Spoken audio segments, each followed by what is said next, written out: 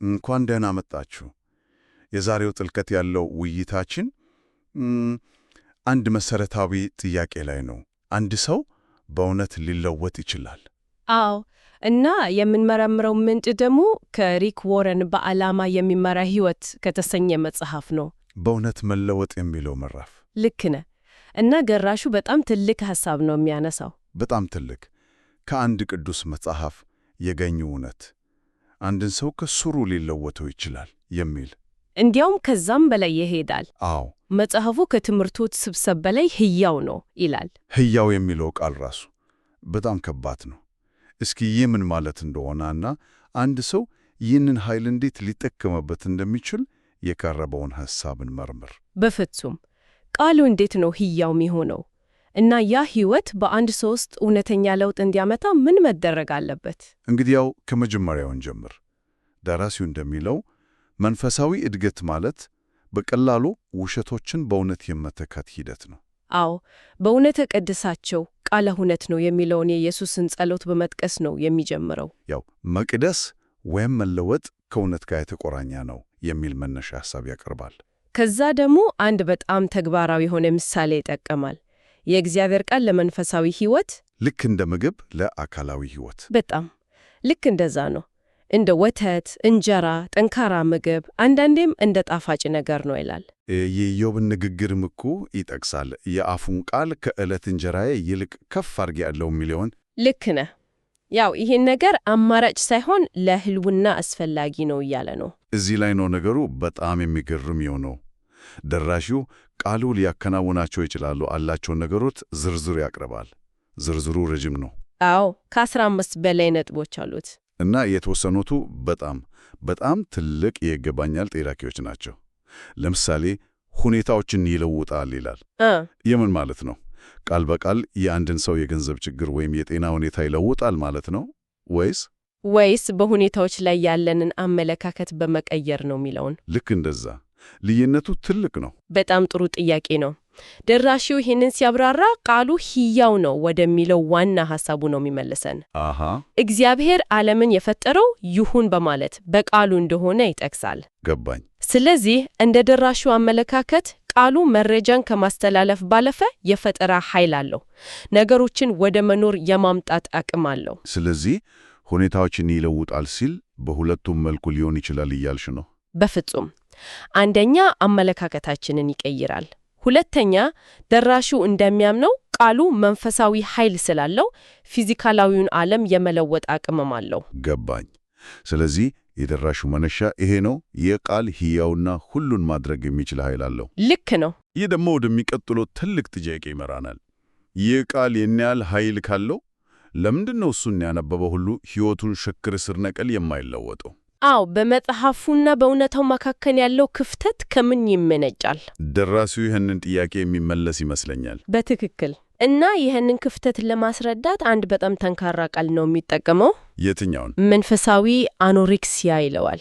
ይህ በጣም ጠንካራ አገላለጽ ነው። ሆን ተብሎ አስደንጋጭ እንዲሆን የተመረጠ ነው። ያው አኖሬክሲያ ማለት በዙሪያው ምግብ እያለ ራሱን በረሃው የሚገድል ሰው በሽታ ነው አይደል? አዎ። ስለዚህ ደራሲው እያለ ያለው ችግሩ የመጽሐፉ ኃይል ማነስ ሳይሆን ሰዎች ይህንን መንፈሳዊ ምግብ አለመውሰዳቸው ነው ይላል። በሕይወት ሰጪ ምግብ ተቀቦ በመንፈሳዊ ረሃብ እየሞቱ ነው የሚል ምስል የሰጠን ነው። ልክ ነህ። እና ይህንን ለማስወገድ እና በቃሉ ለመኖር የሚረዱ 3 ተግባራዊ እርምጃዎችን በዝርዝር ያስቀምጣል። እሺ፣ የመጀመሪያው እርምጃ ምንድን ነው? የመጀመሪያው ስልጣኑን መቀበል ነው። ስልጣኑን መቀበል ይህም ማለት መጽሐፍ ቅዱስ በሕይወታችን ውስጥ ለመልካምና ለክፉ የመጨረሻው መለኪያ እንዲሆን መወሰን ነው። በፍጹም እንደ ኮምፓስ፣ እንደ አማካሪ፣ እንደ መስፈርት በሕይወታችን ውስጥ የመጀመሪያውንና የመጨረሻውን ቃል እንዲኖረው መፍቀድ ማለት ነው። እና ይህንን ሐሳብ የበለጠ ግልጽ ለማድረግ ደራሲው የማይታመኑ የሥልጣን ምንጮች ብሎ ከሚጠራቸው ነገሮች ጋር ያናጽራል። አዎ፣ 4 ነገሮች ይጠቅሳል። ባህል፣ ወግ፣ ምክንያታዊነት እና ስሜት። እስኪ እነዚህን ነጥቦች ትንሽ እንመረመራቸው። ባህል ሁሉም ሰው እኮ ያደርገዋል። እና ወግ አነቃትን እንዲህ ስናደርግ ነበር። በጣም ተቀራራቢ አይመስሉም? በጣም ጥሩ ነጥብ ነው። አዎ ይመሰላሉ፣ ግን ልዩነት አላቸው። ልዩነቱ ምንድን ነው? ባህል የወቅቱ ማህበራዊ ግፍት ነው። ጓደኞቻችን፣ ሚዲያ፣ በዙሪያችን ያሉ ሰዎች የሚያደርጉት ነገር። አሁን ያለ ነገር ነው። ልክ ነህ። ወግ ደግሞ ከታሪክ የሚመነጭ ጫና ነው። ቤተሰቦቻችን እንዲህ ነው ያደጉት የሚለው ሐሳብ ገባኝ። አንዱ ከጎን ሌላኛው ከኋላ የሚገፋን ኃይል ነው ማለት ነው። በጣም ደራሲው ደግሞ ሁለቱም ስህተት ሊሆኑ እንደሚችሉ ነው የሚናገረው። ሌሎቹ ሁለቱ ደግሞ ምክንያታዊነት አመክንያዊ ይመስላል እና ስሜት ትክክል እንደሆነ ይሰማኛል። እነዚህ ከውስጥ የሚመነጩ ናቸው። እውነት ነው። በተለይ ምክንያታዊነት ወይም ሪዝን እንደማይታመን ምንጭ መቆጠሩ ለአንዳንዶች በጣም አስደንጋጭ ሊሆን ይችላል። ደራሲው አመክንዮን ሙሉ በሙሉ እንድንተው እየመከረ ነው ወይስ? እሱ ቁልፍ ጥያቄ ነው። አይደለም። እውር እምነት እንዲኖረን እየሰበከ አይደለም። ነጥቡ የሰው ልጅ አመክንዮ በውድቀት ምክንያት የተበላሸ ነው የሚል ነው። የተበላሸ ነው? አዎ። ማለቴ እኛ ለራሳችን በሚጠቅም መንገድ ነገሮችን ያማመዘዘን ራስን የማስደግ ዝንባሌ ያለን። አመክንዮአችን በስሜታችን እና በፍላጎታችን ሊበከል ይችላል። ገባኝ። ስለዚህ ደራሲው እያለ ያለው የትኛውን የኮምፒውተር ኦፕሬቲንግ ሲስተም ነው ለሕይወታችን የምንጠቀመው የሚለውን ጥያቄ እንድንጠይቅ ነው። በጣም ጥሩ ምሳሌ ነው። በስሜት ኦኤስ ወይም በባህል ኦኤስ ልንሰራ እንችላለን። ነገር ግን ደራሲው እነዚህ ሁሉ ቫይረስ እንዳለባቸው ነው የሚከራከረው። ስለዚህ ከእነዚህ ሁሉ በላይ የሆነ እንከን የለሽ ብሎ የሚጠራውን የእግዚአብሔርን ቃል እንደ ዋና ኦፕሬቲንግ ሲስተም መጫን አለብን ነው የሚለው። ልክ ነህ። ይህንን መወሰን መጀመሪያውና ትልቁ እርምጃ ነው። ይህ በጣም ግልጽ ያደርገዋል። እሺ፣ ስለዚህ መጀመሪያው እርምጃ የመጨረሻውን ስልጣን መምረጥ ነው። ከዛስ ኦፕሬቲንግ ሲስተሙን ከመረጥን በኋላስ? ከዛ ወደ ሁለተኛው ነጥብ ያመራናል። እውነቱን ከራስ ጋር ማዋሃድ። አዎ፣ መጽሐፉን እንደ ባለስልጣን መቀበል ብቻ በቂ አይደለም። ያንን እውነት ወደ አእምሮአችንና ልባችን ማስገባት አለብን። መንፈስ ቅዱስ ሊለውጠን የሚሰራበት ጥሬ ዕቃ መስጠት አለብን ማለት ነው። በፍጹም። ይህንን ለማድረግ ደግሞ 5 ተለያዩ መንገዶችን ይጠቁማል። እሺ፣ የመጀመሪያው መቀበል ነው። ክፍትና ለመማር ዝግጁ በሆነ ልብ ማዳመጥ። አዎ። ሁለተኛው ማንበብ ነው። እዚህ ላይ የሰጠው ተግባራዊ ምክር በጣም ተግባራዊ ነው። ጊዜ የለኝም የሚለውን ምክንያት ሙሉ በሙሉ ያፈርሰዋል አይደል? በጣም በቀን ለ15 ደቂቃ ብቻ ማንበብ በዓመት ውስጥ ሙሉን መጽሐፍ ለማጠናቀቅ ያስችላል ሲል ትልቁን እንቅፋት ነው የሚያፈርሰው። ዋናው ነገር የጊዜው ርዝመት ሳይሆን ተከታታይነት መሆኑን ያሳያል። ልክ ነህ። ሦስተኛው መረዳት ወይም ማጥናት ነው። ዝም ብሎ ማንበብ ሳይሆን ጥያቄዎችን እየጠየቁ መመርመር። ማን፣ ምን፣ መቼ፣ የት፣ ለምን፣ እንዴት የሚሉትን ጥያቄዎች። አዎ። አራተኛው ደግሞ ማስታወስ ነው። ቁልፍ የሆኑ ጥቅሶችን በቃላችን መያዝ። የማስታወስ ችሎታ ልክ እንደ ጡንቻ ነው ይላል። በተጠቀምንበት ቁጥር እየጠነከረ ይሄዳል። እውነት ነው። በተለይ ፈተናዎች ሲያጋጥሙን በአእምሯችን ውስጥ ያለው ቃል የመጀመሪያው የመከላከያ መስመራችን ይሆናል ትላለች። አምስተኛው ደግሞ ማሰላሰል ነው። እዚህ ላይ ያቀረበው ማብራሪያ ግን በጣም አስገራሚ ነው። የኛው መጨነቅ የምታውቅ ከሆነ ማሰላሰል ታውቃለህ የሚለው። አዎ፣ ያ በጣም ጥሩ ንጽጽር ነው። ምክንያቱም መጨነቅ ማለት በአንድ አሉታዊ ነገር ላይ አእምሮን ደጋግሞ ማተኮር ነውና። ልክ ነህ። ይህን ግን ችሎታ ወስደን በእውነታዊ ነገር በእግዚአብሔር ቃል ላይ ብናውለው ያ ማሰላሰል ይሆናል ይላል። ረቂቅ የሆነውን ሐሳብ በጣም ተጨባጭ ያደርገዋል። በጣም ትክክል ነው። ነጥቡ አእምሮን ባዶ ማድረግ ሳይሆን ትክክለኛ በሆነ ነገር መሙላት እና ማተኮር ነው። ጭንቀት አእምሮን በችግር ላይ እንደሚያሽከረክረው ሁሉ ማሰላሰል ደግሞ አእምሮን በእውነት ላይ እንዲያተኮር ማድረግ ነው። ይህ እውነቱን ከማወቅ አልፎ ወደ ልብ እንዲሰርጽ ያደርገዋል ትላለች። እሺ፣ ይህ በጣም ግልጽ ነው። ስለዚህ ስልጣኑን ተቀበልን፣ እውነቱንም በተለያዩ መንገዶች ወደ ውስጣችን አስገባን። አዎ። አሁን ወደ ሦስተኛው እና እንደ ደራሹ አባባል ከሁሉም የበለጠ ከባድ ወደ ሆነው እርምጃ እንምጣ። መርሆቹን በተግባር ማዋል። ለምንድን ነው ይህ ከባድ የሆነው?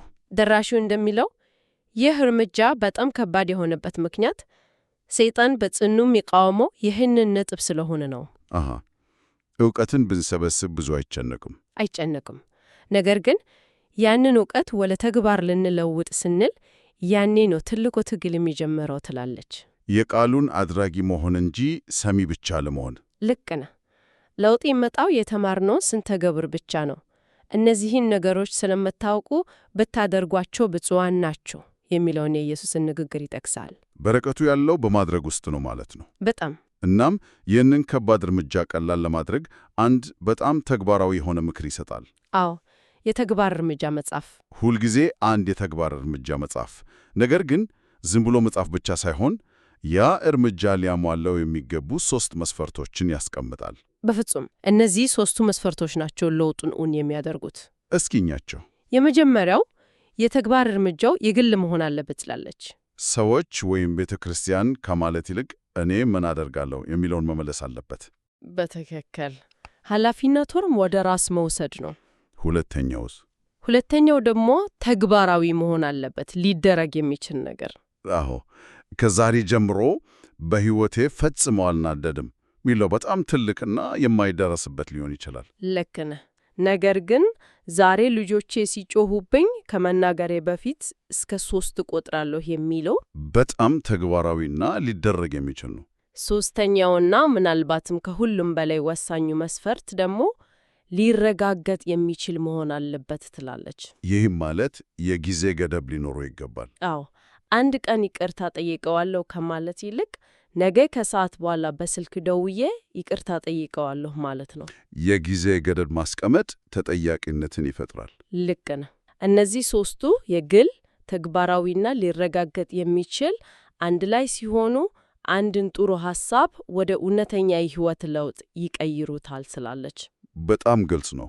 እንግዲያው የውይይታችንን ጉዞ ስናጠቃልለው የደራሲውን ሐሳብ በሁለት ትልልቅ ክፍሎች አይተናል። በመጀመሪያ ቃሉ ለምን ኃይለኛና ሕያው እንደሆነ ተመልክተናል።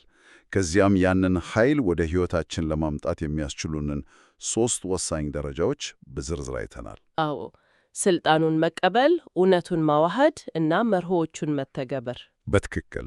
እና ምዕራፉ የሚያበቃባቸው 2 ቁልፍ ሐሳቦች ሙሉውን ውይይት ያጠቃልላሉ። የትኞቹ ናቸው?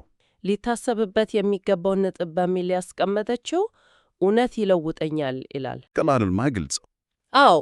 ሁለተኛው ደግሞ ሊታወስ የሚገባ ጥቅስ ብላ ከዮሐንስ ወንጌል እውነትን ታውቃላችሁ፣ እውነትም ነፃ ያወጣችኋል የሚለውን። እነዚህ ሁሉንም ሐሳቦች አንድ ላይ ያያይዛሉ። በፍጹም። በመጨረሻውም ደራሲው ምዕራፉን የሚደመድመው አንባቢን በቀጥታ በሚፈታተን ጥያቄ ነው። እግዚአብሔር በቃሉ አስቀድሞ የነገረህን ነገር ግን ገና ማድረግ ያልጀመርከው ምንድን ነው? በጣም ከባድ ጥያቄ ነው። ከባድ ጥያቄ ነው። ይህንን ጥያቄ ግን በውይይታችን መሰረት አንድ ደረጃ ከፍ ብናደርገውስ? እንዴት? አንድ ሰው ይህንን ሙሉ ሂደት መቀበልን፣ ማዋሃድን እና መተግበርን ለመጀመር ቢወስን በቅድሚያ ሊጋፈተው የሚገባው የትኛውን የማይታመን የስልጣን ምንጭ ነው? ያው በውይይታችን መጀመሪያ ላይ ያነሳነውን ኦፕሬቲንግ ሲስተም ምሳሌ ብንጠቀም በግል ሕይወት ውስጥ ትልቁን ተጽዕኖ እያሳደረ ያለው የባህል ቫይረስ ነው? የውግ ወይስ የምክንያታዊነት ወይም የስሜት ቫይረስ ነው? እውነተኛ ለውጥ ከመጀመሩ በፊት የትኛውን የተበላሸ ስርዓት ነው በቅድሚያ ማራገፍ አንኢንስታል ያለበት? ይህ ለግል ማሰላሰል የሚሆን ከባድ ጥያቄ ይመስለኛል።